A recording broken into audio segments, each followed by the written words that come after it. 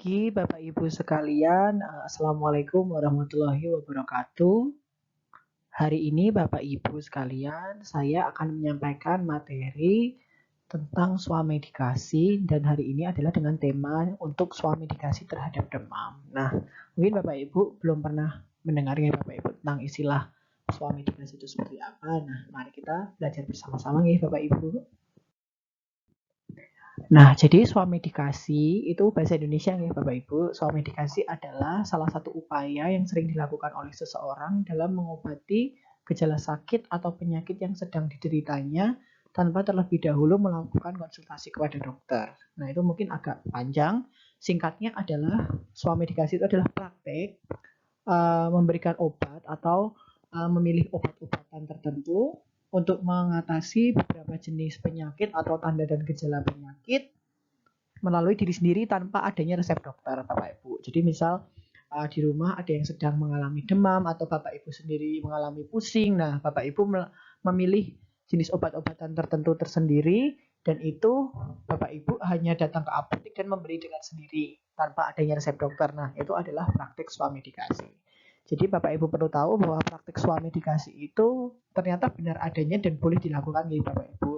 Nah, bagaimana swamedikasi itu yang baik dan benar? Nah, mari kita belajar bersama-sama.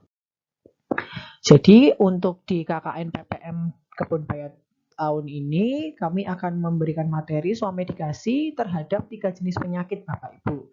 Jadi kita akan belajar mengenai swamedikasi terhadap demam, diare, dan juga sariawan karena ini adalah beberapa jenis penyakit yang sering sekali diderita oleh kebanyakan orang. Nah, seperti itu.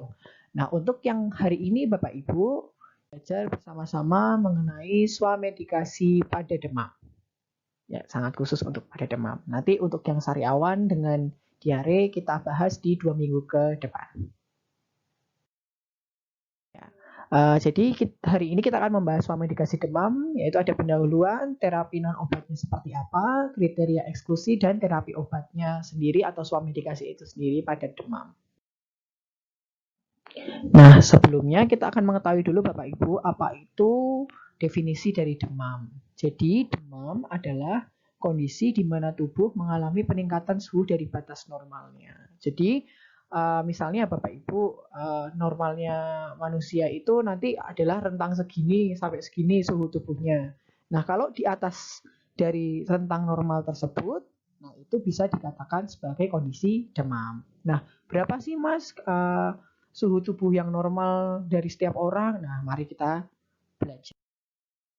Oke, ini Bapak Ibu. Jadi kalau untuk bayi dan anak-anak, berarti usianya di bawah dari 14 tahun ya, itu adalah suhu tubuh normalnya 36,6 hingga 37,2 derajat Celcius. Nah, dalam hal ini rentang ya Bapak Ibu. Jadi ya sekitar 36 sampai 37 lah gampangannya seperti itu. Kemudian untuk dewasa adalah 36,1 hingga 37,2 ya. Sebenarnya tidak jauh berbeda ya.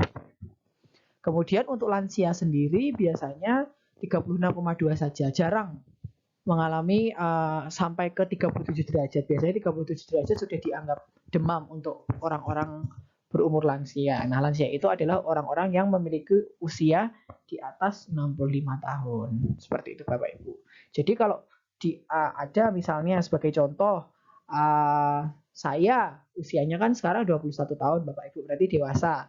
Dan saya waktu diukur tensi suhu tubuhnya, saya memiliki 37,5 derajat Celcius. Nah, berarti saya udah termasuk mengalami kondisi demam seperti itu. Nah, tapi jangan lupa Bapak Ibu bahwa suhu tubuh kita itu juga dipengaruhi oleh banyak hal.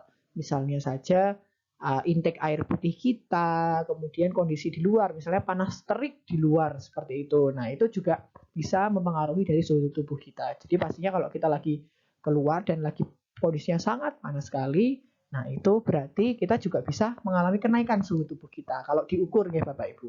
Seperti itu. Nah, apa sih penyebab demam? Jadi kita perlu mengetahui Bapak Ibu. Jadi demam itu kondisi yang sebenarnya sangat umum, sangat sekali umum. Jadi bisa jadi menggambarkan berbagai jenis penyakit. Jadi banyak sekali penyakit yang tanda dan gejalanya adalah berupa demam. Nah, kita harus mengetahui penyebab dari demam itu apa. Yang pertama adalah infeksi, biasanya virus dan bakteri. Misalnya kayak kalau saat ini adalah virus corona gitu Bapak Ibu. Jadi beberapa tanda dan gejala kalau kita terinfeksi virus corona adalah mengalami yang namanya demam. Kemudian kalau bakteri, misalnya kita terinfeksi bakteri E. coli seperti itu sampai ke diare, itu sampai ke demam, itu juga bisa. Itu salah satu contohnya. Nah, kalau infeksi jamur itu jarang sekali menyebabkan demam, Bapak Ibu. Jadi contohnya infeksi jamur itu adalah misalnya kalau pada wanita sering keputihan seperti itu. Nah, itu jarang sekali menyebabkan adanya demam. Nah, kalau jamur, kalau infeksi virus dan bakteri itu seringnya ada tanda gejalanya berupa demam. Kemudian yang kedua adalah paparan panas matahari. Nah, ini tadi sudah saya jelaskan ya Bapak Ibu, kalau panas matahari itu bisa menyebabkan peningkatan suhu tubuh dari kita walaupun sebenarnya tidak signifikan. Mungkin hanya nambah sekitar 0,1 0,2 derajat Celcius seperti itu. Kemudian ada inflamasi pada sendi atau yang kita sering sebut sebagai rematik. Nah, kalau orang-orang yang mengalami rematik biasanya kalau lagi muncul gejalanya lagi akut-akutnya seperti itu ada tandanya bahwa dia mengalami demam. Nah, demamnya itu nggak cuma demam yang bisa kita rasakan di jidat nih Bapak Ibu, tapi juga bisa jadi di tempat lokasi di mana sendinya sakit. Misalnya di lutut yang sakit rematiknya, nah itu berarti bisa jadi demamnya di situ juga ada. Jadi kerasa sedikit panas. Kemudian selanjutnya adalah konsumsi obat antibiotik, obat anti hipertensi, dan obat anti kejang. Nah, kalau Bapak Ibu atau ada sanak saudaranya yang sedang meminum atau mengonsumsi obat-obatan ini, nah kalau Bapak Ibu mengalami demam itu sebenarnya adalah hal yang normal. Jadi itu bukanlah tanda suatu, wah ini kok tambah sakit, itu enggak ya Bapak Ibu. Peningkatannya itu karena itu mendukung untuk sistem imun tubuh kita itu bekerja lebih baik obat-obatan tersebut. Kemudian ada selanjutnya adalah pasca imunisasi. Nah itu kalau anak-anak ya Bapak Ibu. Jadi setelah diimunisasi kok anak saya demam gitu Mas. Nah itu adalah hal yang normal karena sistem pertahanan tubuh kita itu dipicu oleh virus-virus yang sudah dimanipulasi di dalam imunisasi itu tadi.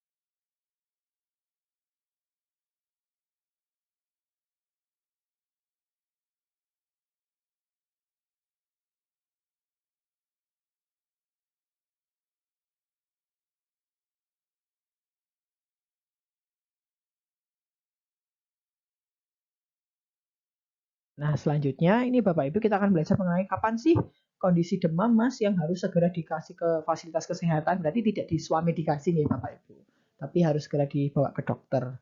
Yang pertama, demam lebih dari 39 derajat Celcius kalau buat kita Bapak Ibu. Kalau misalnya Bapak Ibu punya termometer di rumah. Kemudian yang kedua kalau untuk anak-anak bukan. Kalau untuk demam yang melebihi 38 derajat Celcius dan ini lebih dari 3 hari. Nah, itu biasanya anak-anak ini Bapak Ibu yang mengalami. Nah, ini segera dibawa ke dokter. Kemudian demam yang menyebabkan rasa bingung dan kehilangan fokus. Nah, ini berarti tanda-tandanya bahwa ini demam, ada kerusakan pada sarafnya. Nah, itu harus segera dibawa ke dokter. Kemudian demamnya juga ada gejala muntah yang parah dan atau berkepanjangan. Kemudian ada sakit kepala yang parah dan atau leher yang kaku dan sakit. Nah, itu sampai nggak bisa geleng-geleng gitu, nggak bisa ngarahin kepalanya. Nah, itu fatal nih Bapak Ibu kalau tidak segera diperiksakan. Kemudian bercak pada kulit yang tidak semestinya. Ini contohnya kalau orang-orang campak, udah demam, panas, sampai ada bintik-bintik merahnya. Itu salah satu contohnya nih Bapak Ibu. Kemudian sensitif terhadap cahaya. Jadi kalau misalnya kayak sukanya tutup mata terus karena dikit-dikit kena lampu itu kayak kerasa pusing, nah itu juga tandanya harus segera dibawa ke dokter. Kemudian ada kejang-kejang, nyeri pada perut, dan nyeri saat kencing. Nah itu sebaiknya segera dibawa ke dokter karena bisa jadi ada infeksi bakteri dan infeksi virus kalau seperti itu. Nah, sekarang kita belajar Bapak Ibu tentang terapi tanpa obat pada demam. Nah, ini juga bisa dipraktekkan di rumah Bapak Ibu. Jadi yang pertama adalah beristirahat. Karena berarti demam itu adalah tandanya sistem imunitas kita Bapak Ibu sedang melawan penyakit yang ada di dalam tubuh kita. Jadi kita mengistirahatkan tubuh kita itu agar tubuh kita itu punya energi cadangan ketika harus melawan virus-virus tersebut.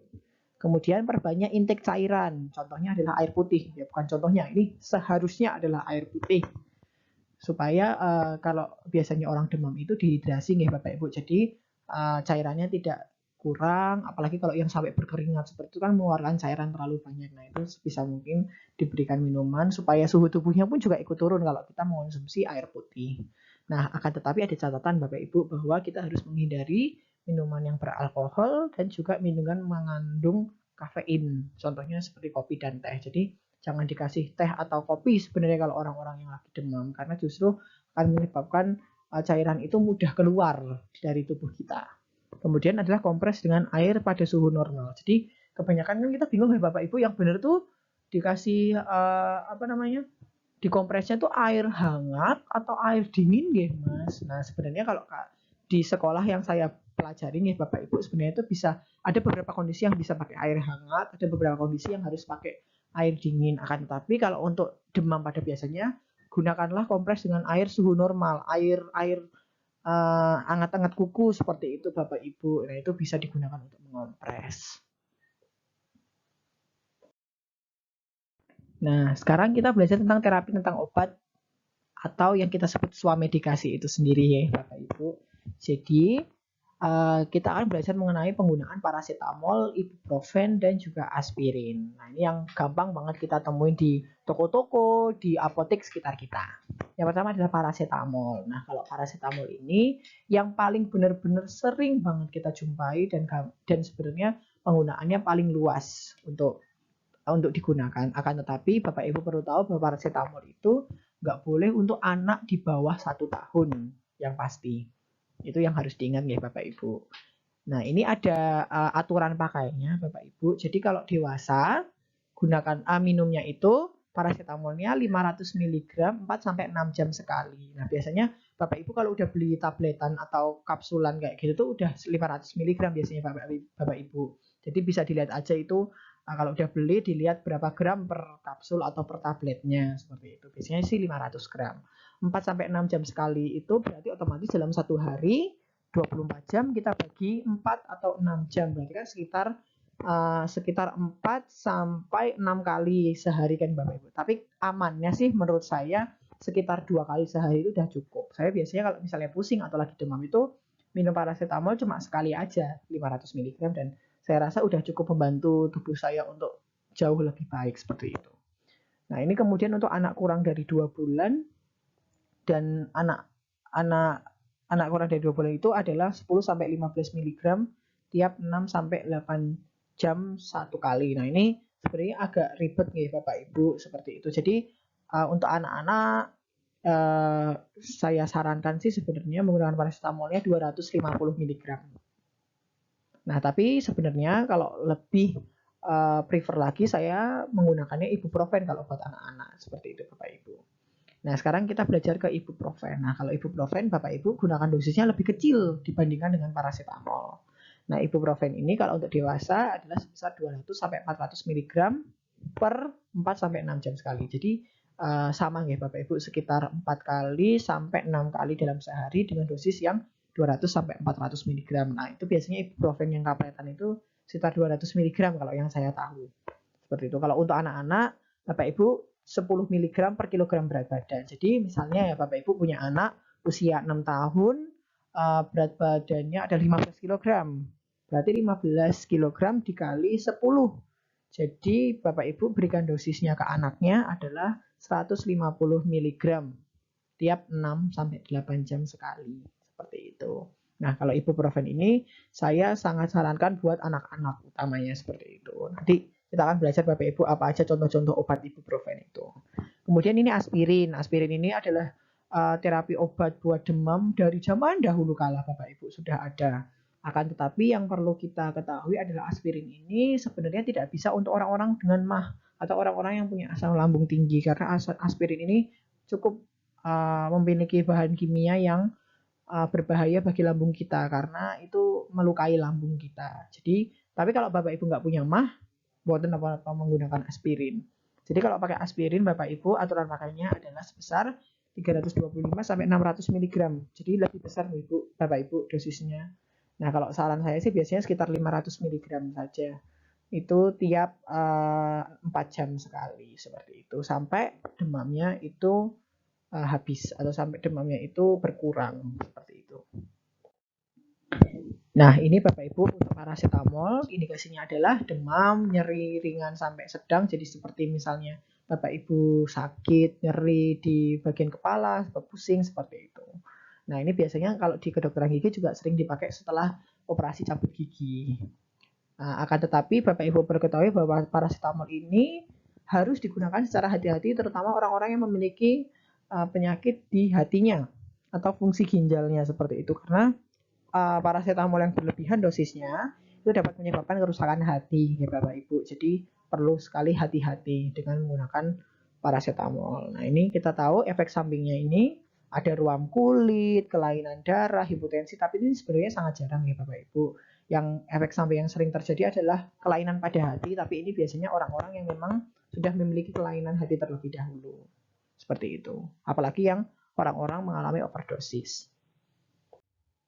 Nah, ini adalah list nama dagang beberapa jenis paracetamol. Bapak Ibu bisa tahu mungkin ada Alaxan, Nuvadol, Anatrom, Alpamol seperti itu. Paracetamol, Hipamol seperti itu. Nah, ini adalah contoh-contoh obat OTC. OTC itu over the counter atau yang bisa dibeli tanpa resep dokter ya Bapak Ibu. Nah, ini kalau buat anak-anak ada contohnya Tempra yang sirup ada rasanya. Kemudian kalau untuk orang dewasa gini, Panadol yang warna biru ya Bapak Ibu. Kalau Panadol yang warna hijau itu setahu saya buat flu juga. Jadi hati-hati ya Bapak Ibu kalau yang buat flu memang khusus untuk flu karena di situ ada kandungan anti flu-nya. Jadi ada kandungan tertentu yang nggak boleh kalau nggak flu diminum seperti itu. Kemudian ini ibuprofen Bapak Ibu. Ibuprofen itu biasanya buat nyeri yang lebih ringan kalau dibandingin dengan paracetamol. Jadi ibuprofen itu agak lebih khasiatnya agak lebih turun sedikit tapi efek sampingnya lebih sedikit Bapak Ibu seperti itu. Kemudian hati-hati kontraindikasinya adalah kalau Bapak Ibu mengalami kehamilan di trimester akhir atau udah usia 7 bulan ke atas itu udah nggak boleh memakai. Kemudian kalau Bapak Ibu ada asma itu agak dikurangi biasanya dosisnya sama dokternya kalau penggunaan ibuprofen. Efek sampingnya ini ada pusing, sakit kepala, diare, mual itu efek samping yang mungkin terjadi tapi sebenarnya sangat jarang sekali terjadi. Seperti itu. Nah, ini ada list nama dagangnya Bapak Ibu. Obatnya kalau buat anak-anak, nah makanya saya bilang kalau ibuprofen itu biasanya buat anak-anak ya Bapak Ibu. Ini adalah Proris contohnya. Ya, Bapak Ibu, tadi kita sudah belajar tentang ibuprofen dan juga tentang paracetamol. Kalau aspirin sebenarnya sekarang ini sangat jarang sekali beredar. Jadi kalau saran saya untuk orang-orang dewasa, monggo digunakan paracetamol saja. seperti contohnya Panadol atau Bodrex dan lain sebagainya. Kalau untuk anak-anak monggo digunakan ibuprofen kalau menurut saya. Untuk dosisnya nanti Bapak Ibu bisa lihat di gambarnya, nanti saya kirimkan kembali ya Bapak Ibu. Kemudian untuk kesimpulannya adalah demam merupakan salah satu gejala penyakit yang sering dijumpai dan sangat penting untuk kita mengetahui tindakan-tindakan yang harus kita lakukan ketika terjadi demam, terutama untuk anggota keluarga kita nih Bapak Ibu. Jadi demam bisa diringankan dengan obat dan obat. Dengan obat tadi ada paracetamol dan ibuprofen. Kalau dengan non obat adalah istirahat yang cukup dan minum air hangat yang cukup juga. Nah, ada beberapa kondisi yang membuat demam itu harus segera dibawa ke dokter. Misalnya tadi ada kejang-kejang, sudah sampai sakit lehernya, tidak bisa ngapa-ngapain, sampai menggigil, demam lebih dari 39 atau 38 derajat Celcius, itu harus segera dibawa ke fasilitas kesehatan. Utamanya kalau sekarang kan lagi masa pandemi COVID ya Bapak Ibu. Jadi segeralah untuk kita mengetahui apa yang sebenarnya terjadi dengan tubuh kita atau keluarga kita, sehingga kita bisa terhindar dari berbagai jenis penyakit yang lebih membahayakan. Jadi Bapak Ibu, sekian presentasi dari saya. Saya selalu berdoa semoga Bapak Ibu sekalian dengan keluarga selalu sehat dan selalu dapat beraktivitas dengan lancar. Berikut dari saya. Wassalamualaikum warahmatullahi wabarakatuh.